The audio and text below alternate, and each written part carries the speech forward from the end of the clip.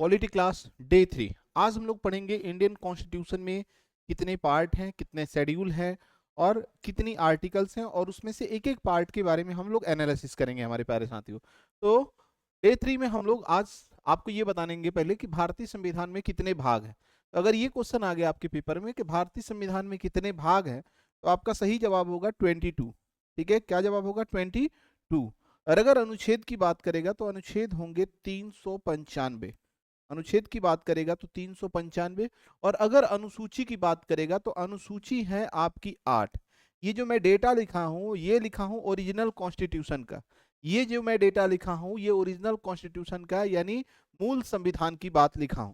ये किसके अकॉर्डिंग है? तो ये यहाँ पर एक लाइन हम ऐड कर दें आपको, तो वो लाइन होगा हमारा मूल संविधान। ठीक है, मूल संविधान के अनुसार भागों की संख्या 22 है। ठीक है, अनुच्छेदों की संख्या 395 है और अनुसूचियों की संख्या कितनी है? 8 है। लेकिन अगर यही मैं आपसे बात करूं संशोधित संविधान, ठीक है, संशोधित संविधान की बात करूं, अमेंडमेंट कॉन्स्टिट्यूशन की बात करूं, तो मेरे प्यारे साथियों इसकी संख्या जो है थोड़ी सी, ये 22 है, इसके जगह पर वर्ड लिख देता है 25। रीजन है आज भी 22 ही है, 23 नाम का कोई भाग नहीं है। लेकिन अगर मैं 4 को 4 और 4 को अलग अलग पढ़ूं तो दो भाग हो जाता है। लेकिन अगर सिर्फ 4 को 4 पढ़ूं तो वो सिर्फ 4 एक ही होता है। उसी तरह आप 9 को पढ़ लो, 9 9 ए 9 बी, उसी तरह 14 को पढ़ो, 14 14 ए। तो अलग अलग काउंट करते हैं तो उसकी संख्या बढ़ जाती है, 25 हो जाती है। लेकिन आज भी आपके संविधान में भागों की संख्या 22 ही है, 23 नाम का कोई भाग नहीं है। अनुच्छेद की संख्या बात करें तो आज भी 395 ही है, लेकिन कहीं कहीं रिसोर्सों में आपको 470 से अधिक अनुच्छेद देखने को मिलेंगे। लेकिन ध्यान रखिएगा 470 नाम का कोई अनुच्छेद नहीं है। 396 ही आप ढूंढ के रह लीजिए, खोजते रहिए कहीं हो, 396 नहीं मिलेगा आपको। 395 ही अनुच्छेद है, 96 नाम का कोई अनुच्छेद नहीं है। लेकिन अनुच्छेद के अंदर कई सारे आपके आर्टिकल्स हो जाते हैं। अनुच्छेद के अंदर जैसे मान लो 243 के कई सारे डिवीजन हो जाते हैं, 50 51 51 ए हो गया। ठीक है, उसी तरह कई सारे हिस्सों में आपको ऐड किए हुए देखेंगे। ठीक है, 323 323 ए 323 बी। तो अगर इस तरह से अलग अलग हम काउंट करते हैं उसी को, तो उसकी संख्या 470 से अधिक हो जाती है। लेकिन अनुसूची की बात करें तो अनुसूची मेरे प्यारे साथियों 8 के बाद 9 आया है, 10 आया है, 11 आया और 12 आया है। तो अनुसूचियों की संख्या रियल में बढ़ी हुई है, और 8 के बाद 9 नंबर की अनुसूची, 10 नंबर की अनुसूची, 11 नंबर की अनुसूची और 12 नंबर की अनुसूची देखने को मिलेगी। तो आपको अगर ये अनुसूचियों के बारे में पढ़ना हो तो हमारे प्लेलिस्ट में जाइएगा, आप देखिएगा अनुसूची नाम का एक टॉपिक मैंने पढ़ाया, वहां से आप डिटेल से पढ़ सकते हैं किस अनुसूची में किसकी चर्चा की गई है। अब हम बात करेंगे आज, जो हम बात करेंगे भाग 1 पर बात करेंगे, भारतीय संविधान का भाग 1। भाग 1 का विस्तार जो होता है वो आर्टिकल 1 से लेकर 4 के बीच तक होता है। अनुच्छेद नंबर 1 से लेकर 4 तक जिसकी चर्चा की गई है उसको हम लोग भाग 1 बोलते हैं। अब देखो, पहले ऑनलाइनर हम लोग 1 से लेकर 4 तक सभी आर्टिकल्स के बारे में देखेंगे। ठीक है, आर्टिकल 1 में कहता है कि भारत जो कि संघ, राज्यों का संघ है, भारत जो कि क्या है, भारत जो कि इंडिया है, भारत जो कि इंडिया है। ठीक है, भारत जो कि इंडिया है, क्या है? राज्यों का यूनियन है, राज्यों का संघ। संघ का मतलब मेरे प्यारे साथी यहां पर वर्ड यूज होगा यूनियन। ठीक है, यहां पर संघ के जगह पर वर्ड कौन सा यूज होगा? यूनियन। और देखो, इंडिया के लिए दो वर्ड यूज किया गया है हमारे कॉन्स्टिट्यूशन में, संविधान में भारत के लिए दो शब्द यूज किया गया है, एक भारत और एक क्या? इंडिया। तो एक वर्ड हो गया भारत और एक वर्ड हो गया इंडिया, जो कि राज्यों का क्या है? यूनियन है, संघ है। संघ का मतलब, यूनियन का मतलब ये कि जो एक बार भारत का हिस्सा बन गया वो भारत से कभी अलग नहीं हो सकता है। यूनियन का मतलब यहां पर ये होता है कि एक बार जो भारत का हिस्सा बन गया वो भारत से कभी अलग नहीं हो सकता है। और इसीलिए आज का जो परिदृश्य अगर हम देखें तो भारत 28 राज्यों का संघ है प्लस 8 केंद्र शासित प्रदेशों का संघ है। तो भारत में वर्तमान में टोटल कितने स्टेट्स हैं? 28 स्टेट, 28 राज्य व 8 यूटी का संघ है। ठीक है, भारत में 28 राज्य हैं, यानी ये 28 राज्यों में से कोई भी राज्य भारत से अलग होकर कभी कोई देश नहीं बना सकता है। यानी भारत से अलग हो ही नहीं सकते, क्यों? क्योंकि भारत का क्या है? संघ है। भारत राज्यों का क्या है? संघ है। ठीक है, तो राज्यों का संघ का मतलब एक बार अगर आप भारत में मिल गए तो कभी आप भारत से अलग नहीं हो सकते हो। ये हो गया आपका आर्टिकल नंबर 1। आर्टिकल नंबर 2 की जब हम बात करते हैं, अनुच्छेद नंबर 2 की बात करते हैं, तो नए राज्यों का गठन की बात करते हैं। हम बात करेंगे कि नए राज्यों का निर्माण, हम बात करेंगे नए राज्यों का गठन, तो हम बात करेंगे नए राज्यों का ठीक है, नए राज्यों का गठन। यहां पर एक वर्ड ध्यान देना, आर्टिकल 2 और 3 में बहुत सारे बच्चों को डाउट होता है, तो 2 और 3 को ध्यान से समझना, कभी डाउट नहीं होगा। आज के बाद ये वीडियो देखने के बाद आपको कभी भी डाउट नहीं होगा, ये मैं गारंटी के साथ कह सकता हूं। नए राज्यों का गठन का मतलब वैसा क्षेत्र जो भारत के सीमा क्षेत्र से बाहर का है, ठीक है, और उसको भारत में मिलाया जाता है तो वो नया राज्य होगा। यानी वैसा क्षेत्र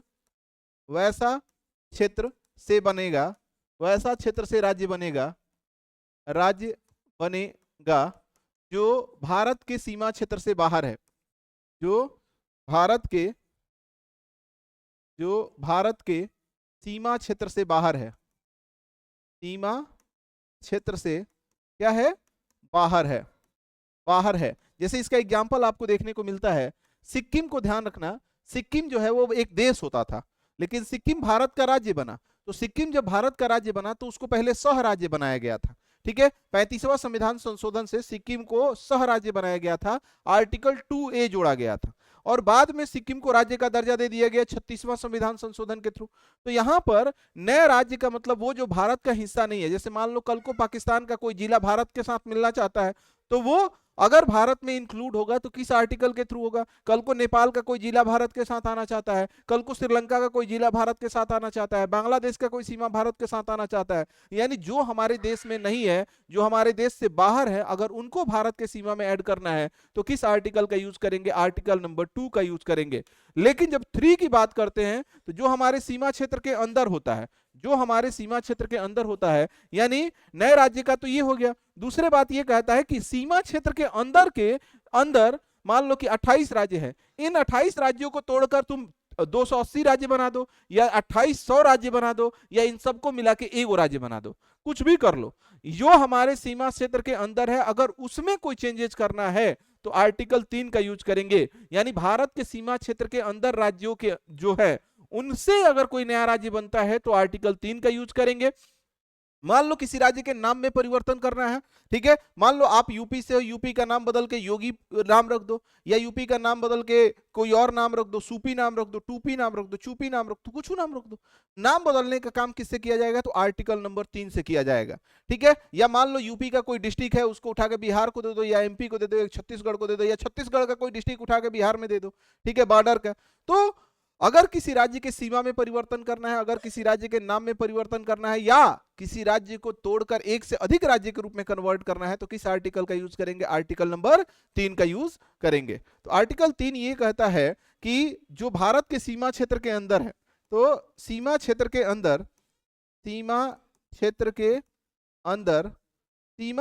अंदर के राज्यों से नया राज्य का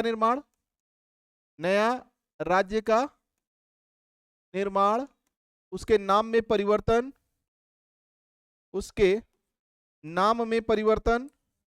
ठीक है, उसके नाम में परिवर्तन, ठीक है, सीमा क्षेत्र के अंदर जो राज्य है उससे राज्य का निर्माण, उसके नाम में परिवर्तन, उसकी सीमा में परिवर्तन, अगर ये सब करना होगा, ध्यान देना मेरे प्यारे साथियों, अगर किसी राज्य के अंदर राज्य बना दो तोड़ के, या उसका सीमा बदल लो, या उसका नाम बदल दो, अगर ये सब परिवर्तन करना होगा तो किस आर्टिकल का यूज करेंगे, आर्टिकल 2 और 3 का यूज करेंगे। अब एक चीज ध्यान देना, यहां पर जब हम बात करेंगे आर्टिकल 2 और 3 का, मान लो किसी राज्य का नाम ही बदला जा रहा है, तो क्या उस राज्य से नहीं पूछा जाएगा। मान लो कि यूपी का नाम सूपी रख दो, तो यूपी का नाम अगर हम सूपी रखने जा रहे हैं, या एमपी का नाम चेम्पी रखना चाहते हैं, या मान लो कि कर्नाटका का नाम सरनाटका रखना चाहते हैं, ये कुछ भी रखना चाहते हैं, जो भी आपके माइंड में आ जाए, तो क्या कर्नाटका से नहीं पूछा जाएगा, क्या यूपी से नहीं पूछा जाएगा, क्या एमपी से नहीं पूछा जाएगा। बिल्कुल, हमारे देश के राष्ट्रपति का काम है कि वो उस राज्य के विधानसभा से इस बिल को पास कराएंगे और विधानसभा से सिर्फ सहमति लेंगे। हाँ, ये नहीं है कि अगर कर्नाटका ने कह दिया कि मेरा नाम सरनाटका नहीं रखना है तो आपको नहीं मानना है, ये बाध्यकारी नहीं होता। अगर राज्य से सिर्फ सहमति लिया जाता है, ठीक है, और ये बाध्यकारी सहमति नहीं होता। अगर यूपी के विधानसभा में कह दिया गया कि नहीं यूपी का नाम नहीं बदलेगा, उसके बावजूद भी संसद चाहेगी तो उसका नाम बदल सकती है, क्योंकि आर्टिकल 2 और 3 में कोई भी चेंजेस करना होता है तो संसद करती है और पहले राष्ट्रपति उस राज्य से अनुमति लेता है। यानी एक तरीके से राष्ट्रपति से पूर्व अनुमति लिया जा चुका है। तो ये हो गया आर्टिकल 2 और 3। और अगर हम बात करेंगे इसके बाद अगला आर्टिकल नंबर 4 की बात करते हैं, हम करेंगे आर्टिकल नंबर 4। आर्टिकल नंबर 4 ये कहता है कि आर्टिकल 2 और 3 में कोई भी चेंजेस किया गया हो, 2 और 3 में कोई भी परिवर्तन किया गया है तो उसे संविधान संशोधन में काउंटिंग नहीं करेंगे। ठीक है, 2 और 3 में, ठीक है, 2 एंड आर्टिकल 2 और 3, 2 व 3 में किया गया परिवर्तन संविधान संशोधन में काउंट नहीं होगा। संविधान संशोधन में गणना नहीं होगा। ठीक है, संविधान संशोधन में गणना नहीं होगा। समझा आपने कि 2 और 3 में कोई भी चेंजेस किया जाएगा तो उसको संविधान संशोधन में काउंट नहीं किया जाएगा। क्यों? क्योंकि ये साधारण बहुमत से होता है। इसलिए क्योंकि ये किस बहुमत से होता है? साधारण बहुमत से होता है। तो एक लाइन अगर मैं इसमें ऐड करूं, क्यों ऐसा क्यों होता है, तो यहां नोट लिख दूं आपको, तो नोट आप लिख लेना, नोट क्योंकि ये साधारण बहुमत से होता है। साधारण बहुमत से होता है। साधारण बहुमत से होता है। और मेरे प्यारे साथियों, साधारण बहुमत को कभी भी संविधान संशोधन में काउंटिंग नहीं किया जाता है। तो यहां आपने देख लिया आर्टिकल 4, और आर्टिकल 4 में यह चीज आपने देख लिया कि इसको साधारण बहुमत से किया जाता है, इसलिए इसकी गणना नहीं होती है। तो आपने आर्टिकल 4 देखा, और आर्टिकल 4 में 2 और 3 में कोई भी चेंजेज होगा तो उसे संविधान संशोधन में काउंटिंग नहीं किया जाएगा। और एक और अगर नोट में ऐड करना चाहूं तो नोट ये करना चाहूंगा कि आर्टिकल 2 और 3 में कोई भी परिवर्तन अगर किया जा रहा है तो राष्ट्रपति उस राज्य से पहले बिल मांगता है और उससे सहमति मांगता है, लेकिन उसका सहमति मांगने के लिए बाध्य नहीं होता है।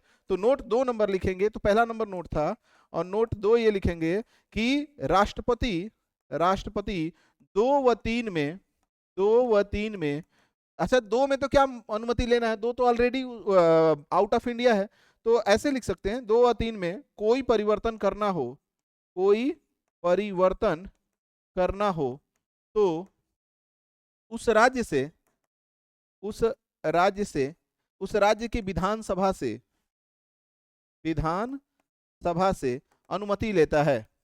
विधानसभा से अनुमति लेता है, लेकिन मानने के लिए बाध्य नहीं है। लेकिन संसद इसे मानने के लिए बाध्य नहीं है। तो एक लाइन ऐड करेंगे, लेकिन संसद इसे मानने के लिए